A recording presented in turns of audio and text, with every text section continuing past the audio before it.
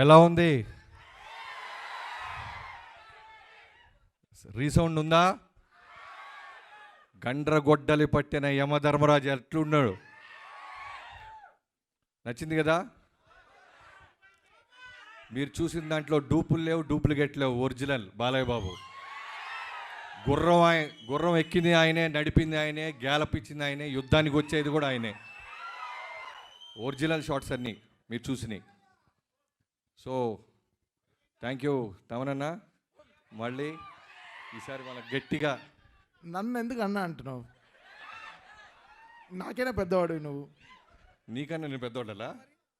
సరే అయితే మనం తర్వాత మాట్లాడుకుందాం. అలా సర్టిఫికేట్లు పాస్పోర్ట్లు తర్వాత చెక్ చేద్దాం.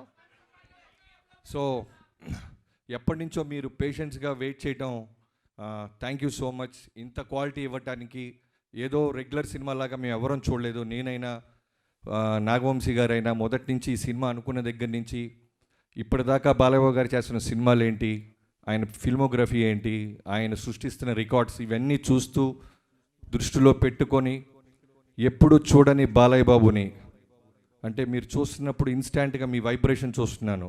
ఇది మా పెన్ను పెట్టిన దగ్గర నుంచి మా థాట్ లెవెల్లోనే ఉంది. కొత్త బాలకృష్ణ గారిని చూపించాలి. బీసీ సెంటర్లో ఆయనకున్న మాస్ ఫాలోయింగ్ తెలుసు.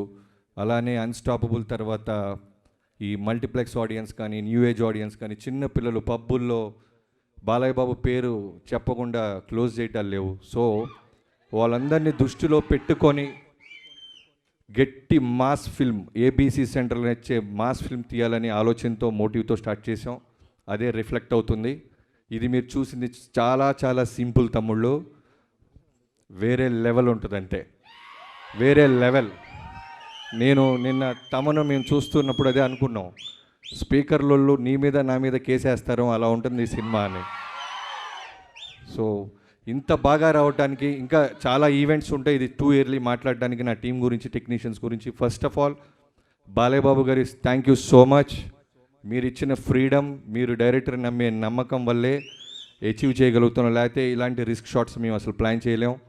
గుర్రం మీద పక్కనున్న ఫైటర్స్తో పాటు ప్యారలల్గా ముందు వరుసలో వస్తూ ఆయన ధైర్యంగా ఎన్ని టేక్లైనా చేసిన బాలయ్య బాబు గారికి థ్యాంక్ యూ సో మచ్.